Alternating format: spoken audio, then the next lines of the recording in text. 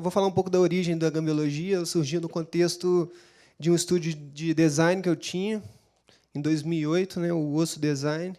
A gente foi contratado, na época, para realizar a campanha publicitária de um festival de arte, que era o Artmove. O Artmove era um festival sobre mídias móveis e tecnologia. A partir do início da conversa com eles, dos briefings, a gente começou a identificar que havia muitas semelhanças entre o conceito de tecnologia, ou seja, técnicas, conhecimentos, métodos, né, processos para resolver problemas, e o conceito de gambiarra, que é uma maneira de usar de uma forma criativa, né, improvisada, de usar os materiais, as soluções que você tem em volta, próximo de você, também para resolver problemas.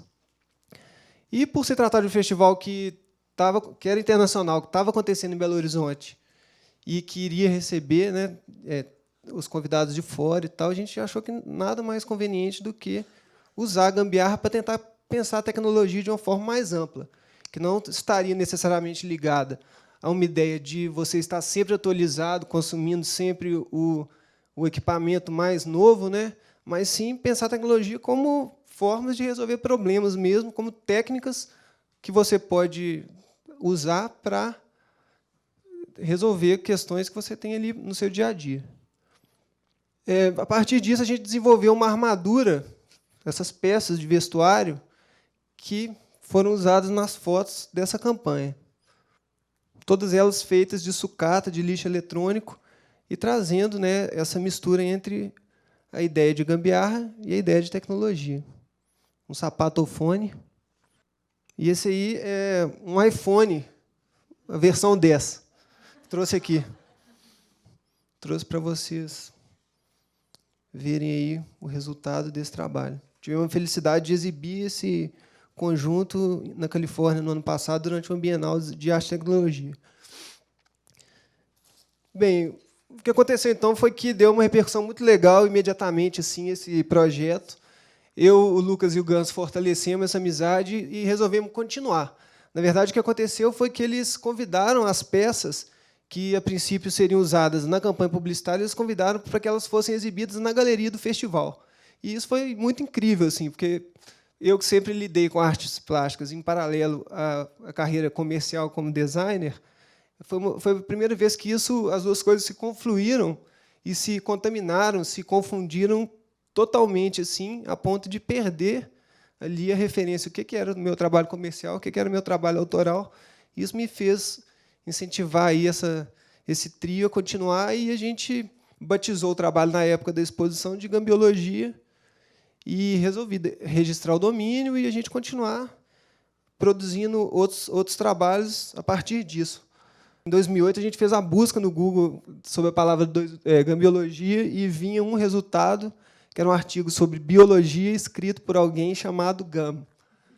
Bem, então as gambiarras estão aí, né, ao redor de todos nós brasileiros.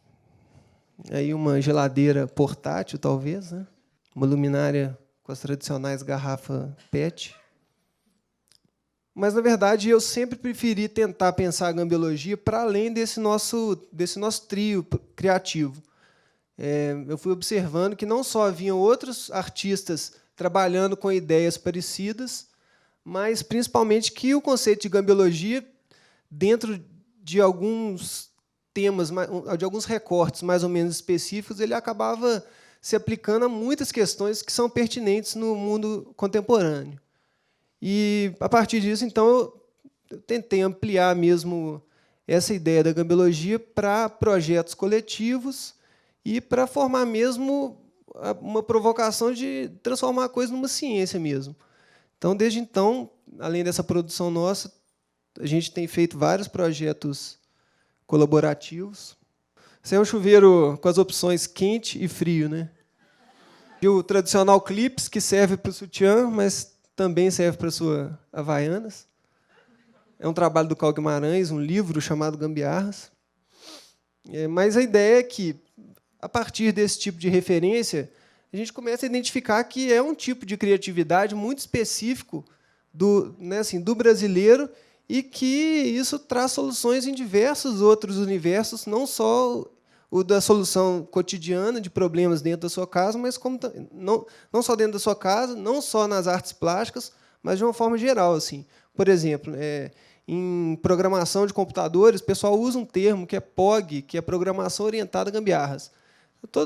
Que você vai interferir um código, né, você vai transformar um código de um software para uma conveniência momentânea, de uma forma totalmente esdrúxula, fora de todos os... Eu tenho formação em ciência da computação, e sempre falava em boas práticas de programação. E esse POG é o oposto disso. Né? Então, sacando assim, que a coisa da gambiologia ou da gambiarra, se você pensar de uma forma mais ampla, são maneiras de você resolver problemas inúmeros em diversas áreas. E, somando a isso esses projetos colaborativos, hoje em dia a gente tem essa revista chamada Facta. Lançamos a primeira edição em dezembro.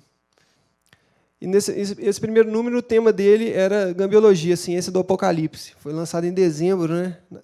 Ali naquela eminência do fim do mundo do calendário maia.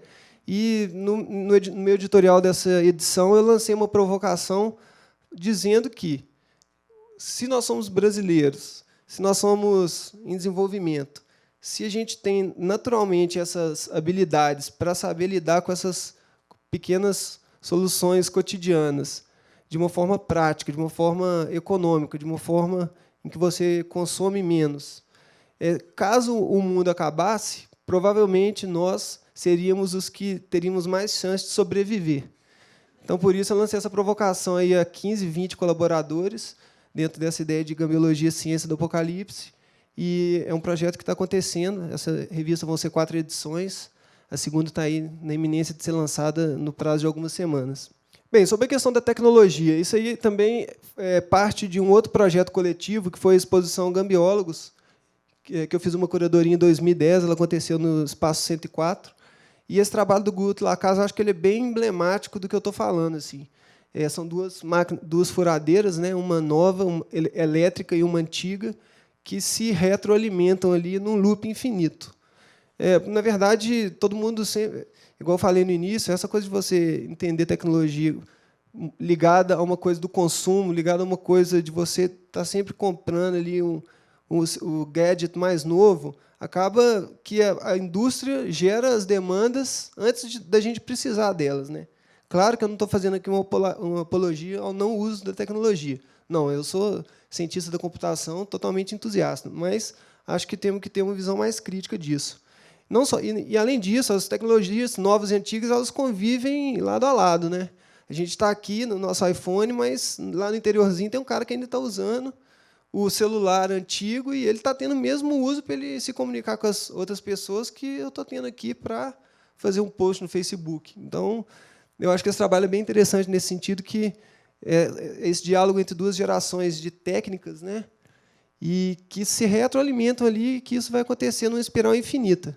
Um outro trabalho muito interessante, eu acho que foi esse do Paulo Weisberg, que foi feito de improviso lá praticamente, e foram alguns monitores que a gente recebeu de doação em cima da hora, e ele colocou esses olhos piscando. Eu acho que, de uma forma até um pouco literal, assim, é interessante pensar que temos que estar sempre de olhos abertos a essa questão do consumo aí, né?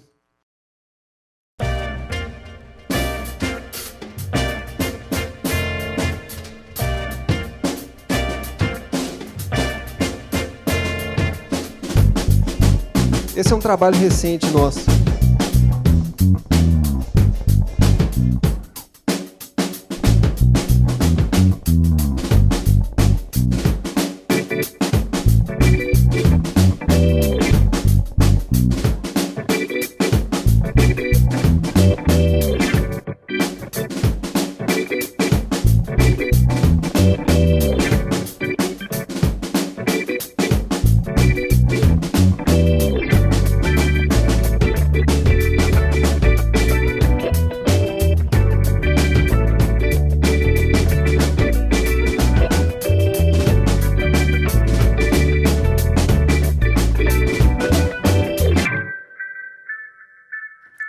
São duas malas que se comunicam entre si fazendo uma espécie de Skype, sem usar operadora, sem usar computador. e de forma grátis e sem privacidade, porque o chat é transmitido num raio de 2 quilômetros. Então, acho que tem muito a ver com essa ideia de apropriação crítica da tecnologia. Bem, na verdade, eu acho que as pessoas hoje em dia sentem um incômodo mesmo de lidar com as coisas tão limpas, tão clean, tudo funcionando perfeitamente, que elas sentem falta de colocar a mão na massa mesmo para criar coisas e tal. E eu acho que todos esses projetos giram um pouco em torno disso. Por exemplo, a questão da utilização de resíduos. Essa é uma instalação que a gente tem um painel de 5 metros, todo feito de sucatas e peças de ferro velho transformadas. Geralmente, a gente faz isso de forma improvisada, em vésperas de oficina. Tem uma atuação muito grande, assim, dando oficinas de gambiologia no Brasil e até fora. E é o tipo de resultado que a gente chega nesses processos. Aí algumas fotos do pessoal vendo e uns detalhes do trabalho.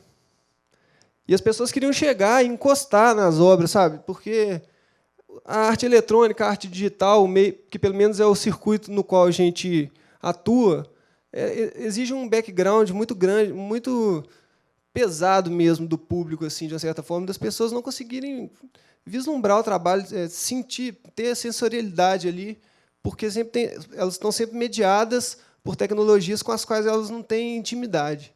E esse tipo de projeto, eu acho que leva um pouco assim esse tipo de arte para o cidadão comum, das pessoas ali tatearem, delas perceberem que elas mesmas poderiam estar fazendo aquilo ali. E isso é uma coisa muito prazerosa, assim, principalmente nessas dinâmicas de workshop. Bem, o Gambiociclo é uma arma midiática que circula pelas ruas munida de eletrônicos, projetor, caixa de som, para fazer qualquer coisa, na verdade. Normalmente, a gente usa para fazer grafite eletrônico, mas ela já fez parte de bloco de carnaval, de manifestações de junho de 2013. Então, também é um pouco, além de trazer essa referência da cultura brasileira de uma forma bem explícita mesmo, do vendedor ambulante ali, é mais um projeto que leva essa coisa da técnica ali para o dia a dia do cidadão comum. E acontece a mesma coisa. As pessoas pouco se interessam muitas vezes que tipo de grafite eletrônico que esse gambiociclo está operando e querem ali sentar para tirar uma foto, quer comentar sobre o motor, sobre o tipo de adaptação, quer chegar lá e colar um adesivo. Então, essa sensorialidade que eu citei aqui, ela se manifesta de uma forma muito evidente quando a gente circula com esse veículo aí na rua. Esse aqui é uma luminária que eu acho que é bem interessante para tratar um conceito que eu esqueci de mencionar, que é o de coincidência industrial. Coincidência industrial são peças industriais que não foram projetadas para estarem juntas ou para se encaixarem, mas elas se encaixam perfeitamente, e com isso você pode gerar novos objetos. Eu acho interessante pensar coincidências industriais também, porque o próprio conhecimento é feito de conexões, muitas vezes, improváveis, né? Em vários campos do conhecimento aí. Então, a gente aplicando isso aos objetos, aqui é uma lata de manteiga, é uma tampa de camisinha de cerveja, que se encaixou aqui perfeitamente, e aqui em cima um vidro de painel industrial, que também se encaixou perfeitamente aqui. Então, temos aqui uma luminária dupla coincidência industrial. Nós que somos adeptos do Facebook, a memória que não teremos das revoluções brasileiras de 2013, né? Porque elas estão privatizadas no Facebook, conforme o Hermano Viana levantou essa semana aí, mas, como entusiasta da tecnologia, também devemos pensar que é uma grande ferramenta, enfim. Como tudo tem os dois lados, aqui é o like e o poke. É um sinal para você ter em casa, dependendo. Sobre a lida com a tecnologia, tem uma coisa que eu pensei ali agora, eu acho que vale a pena citar. A gente ficou tão tecnológico que parece que, hoje em dia, as pessoas têm saudade de uma coisa que elas mesmas nem sabem. A gente não tem tempo para viver o presente. E eu acho que isso influencia também essa coisa, o fato desse projeto ser bem sucedido. Assim. Todo mundo, hoje em dia, quer acumular. Você vê que a cultura do retrô, do vintage, de você ter antiguidade em casa, de acumular coisas, parece que nunca foi tão normal assim. Eu acho que isso se deve a um tipo de memória que as pessoas estão buscando, porque elas não têm tempo de viver o presente. Então, eu chamei aqui o nosso patrono fictício, aqui, o Jean Baptiste, para concluir essa palestra. Eu acho que, mais do que... assim, sem falsa humildade, eu acho que a gente tem uma contribuição aí para o meio do design, do meio da arte, trazendo todas essas questões que eu passei aqui de forma bem breve. Mas, mais do que isso, eu acho que a gente tem um trabalho legal de fazer parte de uma cena que está tratando a cultura brasileira, uma nova postura mesmo de levar as coisas do país para fora, não só nas artes plásticas, mas também na política e em vários outros segmentos. Mas, acima disso tudo, o que faz esse projeto valer a pena mais é a gente chegar e ver esse tipo de coisa.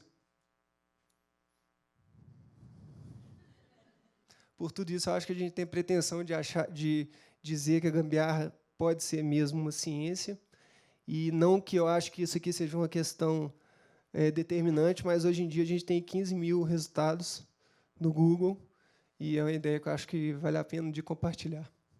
Obrigado.